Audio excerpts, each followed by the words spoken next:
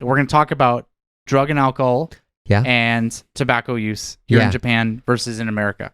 皆さん、こんにちは。アーサーです。今回の動画ではあなたのリスニングを鍛えるためにネイティブ同士の会話をお届けしたいと思います。で今回はいつも通りに僕のアメリカ人の友達のオースティンとの対談を紹介したいと思うんですが、今日の話題はですね、危険ドラッグ、お酒、タバコの使い方、日本とアメリカの使い方の違いについてお話ししました。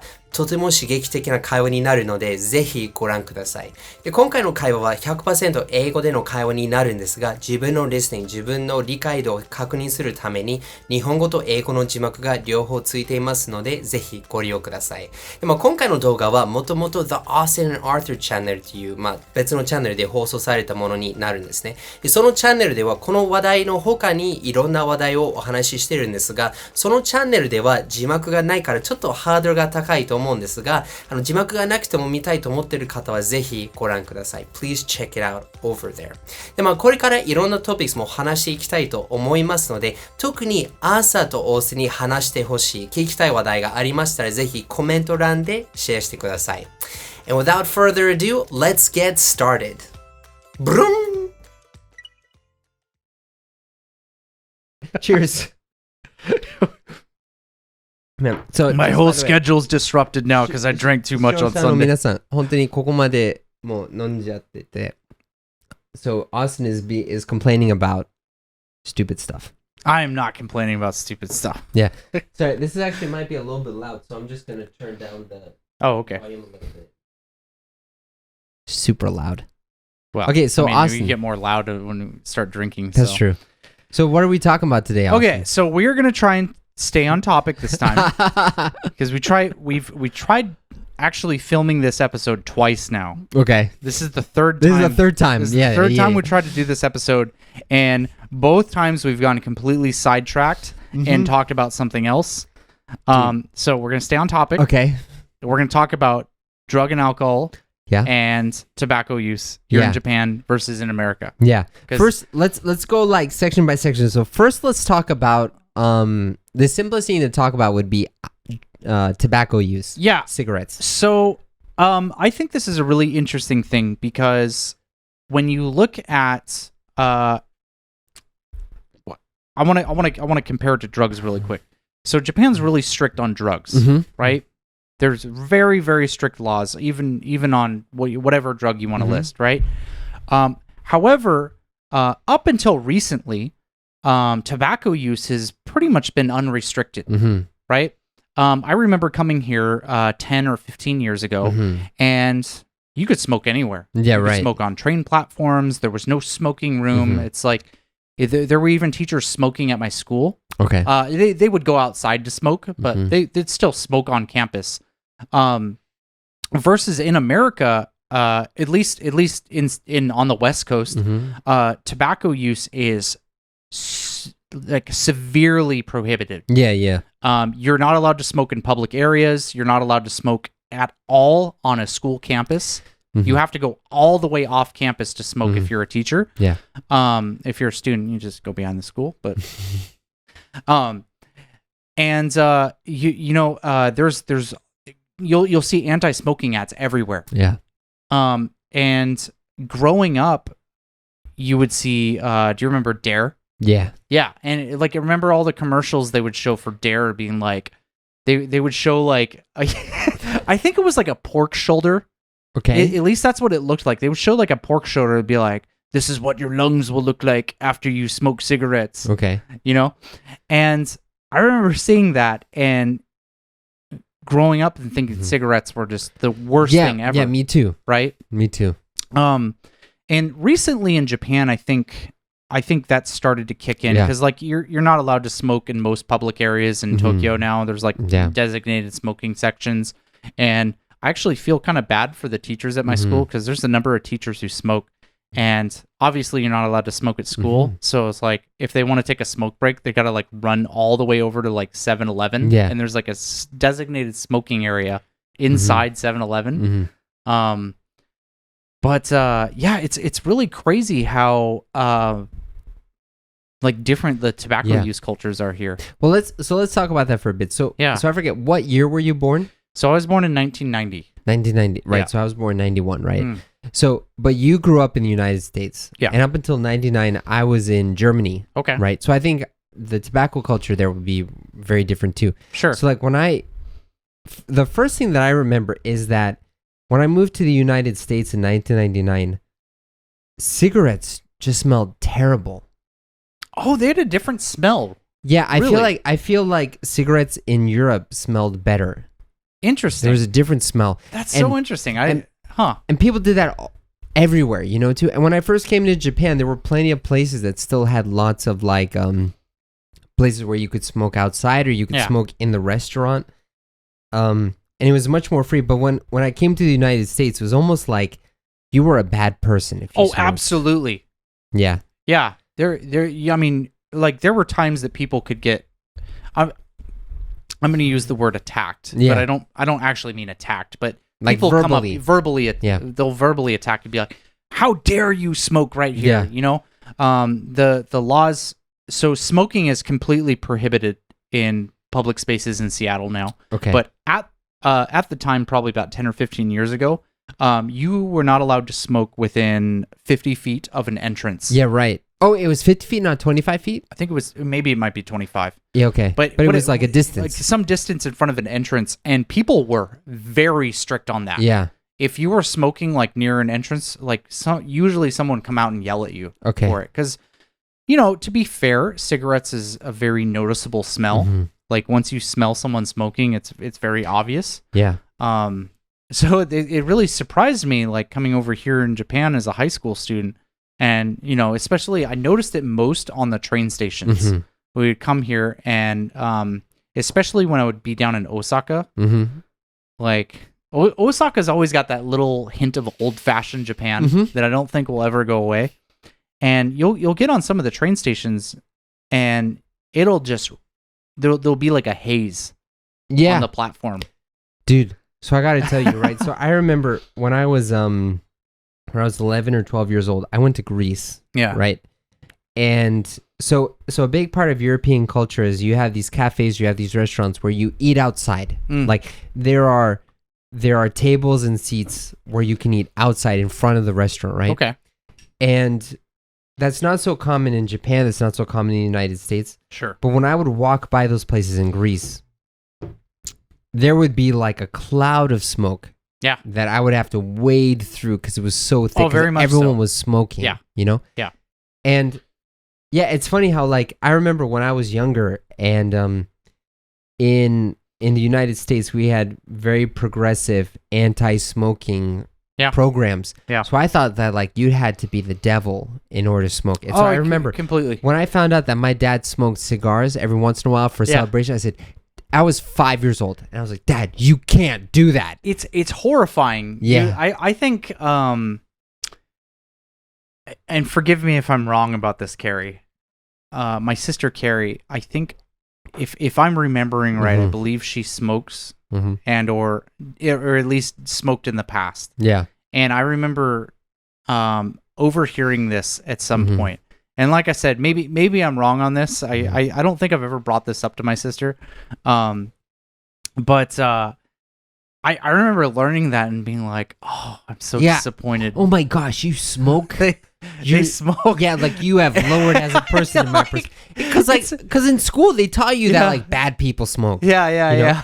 So I just remember that, and like probably even through my teens, the idea of smoking was just like this horrible thing until I joined the military. Until you joined, okay. So when I joined the Marines,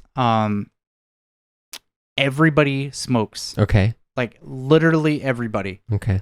And I learned why. Okay.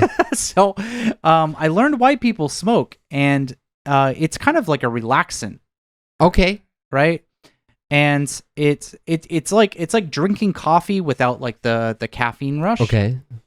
And I mean in the military you're kind of forced to, because you're forced in situations like I had to stay up in this thing called duty. Yeah, right? yeah. So duty is a 24-hour shift. 24 hours? 24 hours. You're not like from 8 p.m. to 8 p.m. or something? Well, that's 12. Well, yeah, no, that is 24 hours. But the shift would start at 8 a.m. Okay. Right? From 8 a.m. to 8 a.m. 8 a.m. to 8 a.m. And you're not allowed to sleep. You're usually just standing in one place. Man. And you have to be coherent the entire time. Okay. Because somebody can come in, or there can be some issue or some event that you have to be like alert and ready to handle. Right. Right? And it is boring. Yeah. It is really, really, keeping yourself really alert boring. for 24 hours is like the hardest thing to do, man. Oh my God, it's the worst experience ever. So many Marines pick up smoking to stay awake, basically. Especially because, like, you know, coffee, you'll eventually hit like a caffeine crash. Yeah, right. But it's like you just smoke a cigarette like every 20 minutes or an hour or whatever, and you can kind of like remain coherent. Yeah.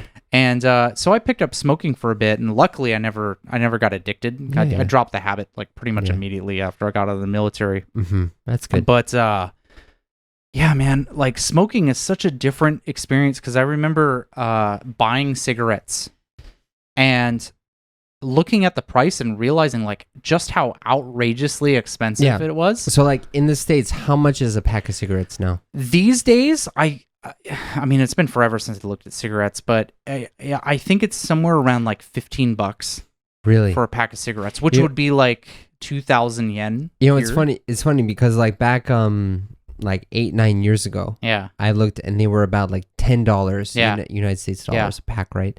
So yeah, it's funny how it's like the taxes on cigarettes are getting higher every year. They are heavily taxed. Yeah. It's just it's crazy. Man. It's crazy, especially because you look at cigarettes are super cheap here. Yeah, right. They're like when I looked here, I was thought, is this right? You know, because they're like 300, 400 yen a pack or something. Yeah, they're just like next to nothing. So it's really interesting. Just how tobacco use is really different here. Yeah, it's funny because I remember I had some friends in the United States who, when they would go by someone who was smoking, they would emphatically, on purpose, go, oh my God, you were friends with those people? I wasn't, like, okay, I didn't realize how much of a jerk they were, right? But like, I would just be like, why would you do that, right? But it's like, it's almost like a moral thing. It's funny because like, like you can have a severely obese person eating super unhealthy food and doing things that'll kill them, right? And no one really cares about that so much. Like, why are you eating that McDonald's cheeseburger? Like, what? Yeah, what's wrong with you? Yeah, but in the States, it's like if someone's smoking a cigarette, people feel like it's okay to go, you're killing people. You're Satan, basically. You are the worst person that ever existed on this planet. But here, it's like cigarettes are not that big of a deal. No. Okay, so to be fair, I think that anti-smoking laws should exist. Yeah. I do not have a problem with them at all. Secondhand smoke is a severe problem, especially for children. Yeah. It's scientifically proven, so no issues there. Yeah. But I've never been of the mindset that you need to like attack somebody. And it's like I think this is a very American belief that a person should be able to kind of just do whatever they want as long as they're not hurting somebody. Yeah. You know what I mean? If a person wants to smoke, it's well, you say that's American, but like, so to be honest, though, like, so most of like the American people that I know now, they will take on their moral code or their moral system or standards and push it on other people. Like even when my sister was visiting me for the past like 2 weeks or something, she made so many comments about how I was doing this wrong and I should have done this instead, and like I should have been a better hope your father. Family doesn't like watch this show. Like they don't watch this show. It doesn't matter. But like it's funny because it's like on the other hand you have like this outrage culture that really focuses, and it goes back to the people. Right? It's like I think smoking is bad, but you're smoking, so I'm going to tell you that smoking is really bad. Right. But let's move into alcohol a bit because I really want to talk about this, like alcohol culture in Japan versus the United States. So it's really funny again because once again, Japan and America are the complete opposite in opinion on this matter. Yeah. Right? So you have America, when we were talking about tobacco use, America's like, you are literally the devil if you smoke cigarettes. Alcohol use? It's okay. You can have a few drinks and you can still drive home. No big deal. Yeah. You like, so it's really funny because Japan's alcohol laws are all over the place. Yeah. So they're both like really lax with things and hyper strict on things at the same time. So a perfect example is I could take this bottle right now as it is, go onto the train and drink it on the train. We've drunk this so fast. There's like such little left. But you know what I mean? Like I could literally drink this on the train and people would look at me and be like, oh my God. You know what I mean? It's like, it's not socially accepted, but it's not illegal. It's not illegal. If I were to do the same thing in America. Okay, you can put this down now. Okay. Okay, fair enough. If I were to do the same thing in America, there's a pretty good chance I get arrested. Well, yeah, because straight up, drinking outside in public is illegal. Drinking alcohol is illegal. If it's noticeable that it's alcohol. So there's the brown paper bag rule. So if you put a brown paper bag around the that bottle, magically makes it not alcohol. Yeah, it's funny because it's like so it's funny because like America is super confusing on this because it goes back to like the Prohibition days in the 20s when alcohol consumption was made illegal, right? So I remember. So if you look at this up, you'll see. But they had like these packets of dried wine or something, and dried wine, or something like that. And they said basically, you shouldn't do this, but if you were to make this into alcohol, you should do it this way. And they had those instructions on, like they said, we don't recommend you do this, but if you wanted to do this, you could do it this way. So, funny anecdote. Okay, we're going to go on a little tangent here. Do you know why you will get violently ill if you drink mouthwash? I've never drunk mouthwash, so I don't know, but okay. Okay, well, don't do it, because you will get violently ill. Okay. The reason why, and it's not just mouthwash, but it's also rubbing alcohol. Because during the Prohibition times, so for those who aren't American, Prohibition is during the late 1920s. Yeah. Alcohol was completely banned in America. Alcohol consumption, you couldn't alcohol consumption was completely banned in America. They for whatever reason, I think it's probably because people partied a little bit too hard in the 20s. They decided to completely ban alcohol. So there was all these ways to get around the law, right? And so this is referred to as the Prohibition era. Yeah. And during the Prohibition era, people couldn't get alcohol, so they looked at mouthwash, which often contained alcohol, and they looked at rubbing alcohol and saw alcohol there, and they're just like, wow, I will drink this. And many people died because they're drinking pure ethanol. Yeah, right. So they eventually to get people to stop drinking mouthwash and rubbing alcohol, they eventually implemented stuff that would make you throw up if you drank it. Oh, really? Okay. Yeah. So that's the reason why you can get like really sick if. Did you know that chamisuru, like the soju, that's really popular now, is actually made from the same stuff? Oh, really? Yeah, is that you know? But yeah, it's funny because like America has this really confusing culture around alcohol where you don't want to talk about it, and it's not polite to talk about it, but everyone does it. But if you talk about it directly, it's kind of weird. Yeah, and it's really kind of funny because like drinking culture in America is very similar to Japan, where it's all over the place, but it feels like it's the exact opposite. Like, because here's the thing, right? So like in Japanese culture, like in Japanese language, if you want to say, let's go drink, you say, osake nomu, right? Yeah. Like, let's drink alcohol. Yeah. Like, you'll say directly, let's drink alcohol. But in the States, you would never say that. You just say, let's go drink. Let's drink. Let's get some drinks, right? Drink could mean anything from the dictionary definition, but it always means alcohol. Yes. Yeah. Yeah, it'd be like, Arthur, let's go drink. And then... I know what you're talking about. We're just going to go drink tea. No, we're not. Do you want to drink tea with me? Sure. I mean, if by tea you mean vodka, yeah, sure. Yeah, but it's funny. I was like, there's almost like this like this hidden meaning in the States about how like you shouldn't be talking about how you're drinking alcohol, but you're drinking alcohol. Yeah. Or another thing is, I will say here in Japan, once you become an adult, so like once you hit the age of 20. Pretty much every single social activity you will do is related to alcohol. Yeah. And I don't feel like I'm exaggerating this, but yeah. I was surprised when I come here too. Perfect example. You had people over at your house today. What did you do? Most of it was, so we came for a pizza party, Yeah. but most of it was drinking alcohol. Most of it was drinking alcohol. You meet your friends. What do you do with your friends? You Yeah. go to an izakaya. Or you go to Hanami, Yeah. and all you do is You drink just get alcohol. hammered all day. Yeah. You know, like everything is a drinking.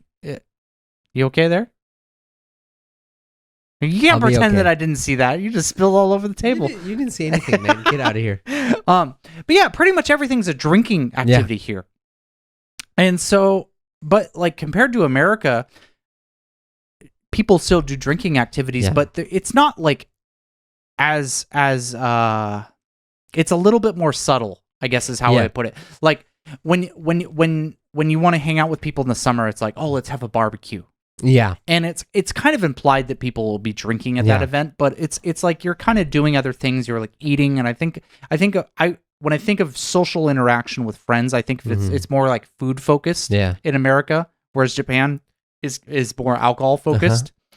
And sorry, I'm like It's okay. Don't worry about it. I'm noticing. I had but some family chicken on the way here. I'm pretending to not notice. I had That's some all. family chicken. Keep on going, man. We're both a little bit drunk on this episode. Just keep on going, man. It's okay. We're like, we have like this much. But yeah, so but it's also kind of funny because when it comes to laws about what you can do when you're drunk, Mhm. Japan is really strict on that. Well, in some ways, yes. So what I mean by this is operating like vehicles. Yeah, right. So if you are Catholic and you go to Catholic mass on Sunday, Okay. so Catholics, so I grew up Catholic, you drink wine. Yeah, and it's like a little bit. A really yeah, small I bit. really can't stress enough it's how like minuscule the amount of Yeah, it's like of 50 wine. cc or Yeah, less. it's like literally wetting your tongue Yeah. with wine. So you'll do this every Sunday. Yeah. You go to mass, which is basically just going to church, right? Yeah. And at the end of mass, you'll have like a little bread wafer, and you'll have like a little tongue dab of wine. Don't be that person that goes to Catholic mass. A tongue like, dab. just on the gob. Gross, man. Don't do that in front of me ever again, okay? But yeah, so according to Japanese law, Mhm. you would not be able to drive at that point Yeah. because you have consumed alcohol. Yeah. And if you were to take a breathalyzer test, Mhm. there would be an amount of alcohol that would come up, Yeah. right? Whereas in America, it's like there's technically a law where it's like 0.8%. Yeah. If you take like a breathalyzer test, Mhm. but there's kind of like an unwritten rule where it's just like, I mean, it just go with your feeling. Yeah. Well, I mean, You know what I mean? Yeah, so I mean, to be honest, so like I when I go back to the States and I Yeah. go and I get a beer with my parents, right? Yeah. So they'll have like a beer, Yeah. or even two, Hmm. and they'll have no problem driving home that day. I remember when Natsuki Yeah. first saw that, she was like horrified. Yeah. That, like they would go do it, but like for most American people, it doesn't really affect them that much having two beers. No. So they're fine to drive home. Yeah. You know, but in Japan, it's super strict. Yeah, and it's kind of funny because in fact they've just announced that they're going to get more strict on bicycles, but Okay. bicycles follow the same law as cars do. So you're not Okay. allowed to operate bicycles after drinking. Wow. But it just reminds me back like my days as a high school student because Mm-hmm. not my host family, but we had American neighbors. Mhm. To my host family, and the guy's hilarious, man. You're gonna meet him when you go to my wedding ceremony. cool. The guy's name's Evan. He's a Okay. really fun guy. But he would show up. So our school would get out at like 3:30 or Mhm. 4. In my school, the first year I came here, my school was in Osaka, Mm-hmm. and so it took about an hour to get to my host family's house. And so we would kind of arrive by like 6 or 7 because we would Mhm. hang out with people after Mhm. school and everything. And so we'd get out, and it was probably about a 5-minute walk Mm-hmm. from the bus stop to my Mhm. host family's house. But to make sure that we didn't get lost because we didn't know the area very well, Evan would come out and meet us. But this guy, and he's an American, he's from Mhm. California. He really liked to drink. Okay. And so he would come out on this bicycle, like wobbling around on his bicycle, just completely drunk, like riding us home. And I didn't know about it at the time, but yeah, apparently that's like really illegal. Yeah. You're not supposed to do that here. Yeah. What? Yeah, it's funny because like on the other side of that, right? So like in the United States, it is illegal to drink alcohol or consume alcohol outside of like a bar or an establishment. But yeah, in you'll get Japan- arrested for being drunk in public. Yeah, well, not even that, but you will get talked to by the police if you're caught from just like drinking from a like a beer can or something like that. That's why people put the brown paper bags around, right? Yeah. But like in Japan, it's totally fine. I mean, so it's not necessarily like people are like it, and it's not necessarily encouraged. But I've seen oyaji drinking beer on the train. I would almost say there's almost like a certain culture centered around it because you'll get like designated public drinking meetups where Really? like Shibuya is a really good example. So if you go to Shibuya, like Hachiko is like Drinking meetups in Hachiko? Yeah. Really? Yeah, people. I mean, there's so many crazy people like right in front of the station. I know there's lots of crazy people, but like for me, when I think about public drinking to meet people, I always think about the famima in front of Sentagai. That one's another example. And then the third example is there's a Don Quixote in Shibuya. That's a big one, and too, that's like the Halloween meetup spot. Yeah. But I mean, you go there on a Saturday night, and it's usually pretty packed with people. And it's not just foreigners; it's Japanese people too who want to talk with foreigners.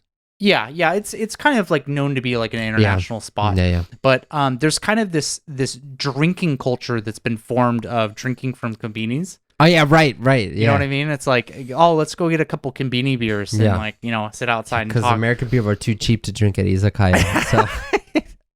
Why you gotta shame us like that? I'm not shaming. I'm talking about the truth. That's all. I mean, it is true. It is true. So like that's something that's interesting. So in American culture, there's a big concept of pre-gaming. Yes. So before the game, before the actual thing. So a lot of times what people do is before they go to a club or before they go to like the main event, they will drink a lot so that they already get drunk a little bit. They get tipsy. Yeah, and the reason is because like the drinks are insanely expensive. Yeah, they're super expensive. They'll save money that way, right? Yeah. But yeah, so that pre-gaming culture has moved to Japan too. That's like the famima. Yeah. Yeah, it absolutely has. Yeah. Yeah. I've met some very interesting people. Oh, it's so much fun, man. I've kind of grown out of the Halloween Shibuya phase. Yeah. Did you not go this year? I didn't go this year. Okay. This has been the first year I didn't go, and I feel guilty about it. Dude, don't feel guilty about it. You're just becoming a responsible I'm becoming adult. an old man. You're not becoming an old man. You're becoming a responsible adult. I don't want to be an adult. I like being a kid. But I forget what we were talking about. We were just talking about drinking outside and how it's legal. But yeah, it's really interesting how that's like appeared, and I don't know if it existed when I came here in high school, because obviously I was drinking with my classmates, but we weren't going to Namba or whatever. Yeah, right. But it feels like it's just appeared in the past like 5 or 6 years. This like konbini culture of like drinking outside. Maybe it has, but so like I have a friend who's super into clubs, and he always like super heavy on partying all the time. Yeah. And whenever I hang out with him, we always end up at famima in front in Sentagai, and we talk to like crazy people. Yeah, man, I have so many weird memories in front of that Family Mart. Yeah, like just weird people coming up and talking to me. Yeah. So if you're in your 20s and you're Japanese and you want to talk with foreigners, go to that Family Mart. That is a good place to go. 100%. That place is a weird place, though, man. Dude, at that time of night, it is. Yeah. Have you ever been to a nightclub here? I haven't. It is an experience. Wait, where did you go? So we went to Shibuya. And, okay. Did you go to Womb? Is it Womb? Womb? Yeah, there's like a nightclub in Shibuya called Womb. That's like a popular one. Sounds like a weird one. It is a weird one, but anyways. I couldn't tell you what the name of it is. I haven't been there in probably 2 years. Because I just feel old going into nightclubs here. Yeah, right? But, I get it. But nightclub culture here, I mean, I feel like we should talk about this because it's kind of on the same topic as alcohol. Is nightclub culture is very, very different from I would imagine like anywhere else. Yeah. So I haven't been to nightclubs in other countries, so I don't know. Okay, fair enough. What it's like. So I have been clubbing a lot. Yeah. I used to be really into going to nightclubs when I was in my early 20s, and so my experience with clubbing is mostly like in Los Angeles, in Hollywood, and it was clubbing in Hollywood was really fun. I can imagine, really for sure. fun. Like if you guys ever go to Hollywood, go to some nightclubs there, specifically Sunset Boulevard. Okay, Sunset Boulevard, which is it's kind of like near what's that pier called? Not Monterey. Starts with the M. I have no idea, dude. Okay, I'm from the East Coast. Go to Los Angeles, go to Sunset Boulevard in Hollywood. You'll find it. It's a really fun place to go to at night. Anyways, so when you go to a club in LA, I mean, people are partying outside of the club, right? And the music's really loud, and you go in, and everyone's like, like all dancing and everything, right? And so that was my experience. It's like it's you have no personal space. You're dancing with everybody. You can go up and dance with random people, and that was all fun. Yeah. And when I first moved here, there were my ex-girlfriend's friends were really into salsa dancing, and so I got taken salsa dancing, and we went out to Roppongi, and we went to the salsa club, and it was kind of like a similar atmosphere. Okay. And I think because the reason is because most of the people there were foreigners or Japanese people who had experience living abroad, and so they kind of were influenced by that culture. So I was like, all right, clubs are kind of like the same as America. Yeah. And then a couple of years ago, I ended up going on like this adventure with some friends, and this person I met up for a date one time, and she wanted to go to this club, so we went to this club, and I noticed that like no one dances here. Everyone's kind of like hanging out. Yeah. So you go in here, and it's not that it was a bad experience. It was still fun, but there's like everyone has their like barriers, and it felt very much like an izakaya. Okay. Where it's like you go with your group, and then you stay with your group. You know what I mean? That's an interesting thing to talk about. I think that would be a good topic to talk about next time, because I don't have too much experience, but I could talk a little bit about nightclubs in Japan. Yeah. But I think that's a good topic to talk about next time. Okay. You're trying to cut me off. I understand. I'm trying to cut you off. We've already been here for like 32 minutes. We're changing topics. Yeah. And we're done with this right now. We are done. So. We are done. Finish your drink. Cheers. Alright, 最後までご覧いただき誠にありがとうございます。英語は勉強するための科目ではなく、世界の人々と交流するためのツールです。でもほとんどの英語を勉強している方は、フレーズ、文法をたくさん学ぶのに、いきなり外国人の対面するってなると、せっかく話す機会があるのに、頭が真っ白になって言葉が出てこなくなります。具体的にどうしたら英語を学ぶだけではなく、生の世界で外国人と実際に話せるようになるんでしょうか。今回の動画で説明するとさらに長くなりますので、心から学びたい方のために無料ガイドにまとめました。その無料ガイドはこちらかこの description box のリンクでゲットできますので、ぜひご確認ください。As always, thanks so much for watching to the end, and I can't wait to see you in the next video. これからも一緒に世界とつながりましょう。See you next time!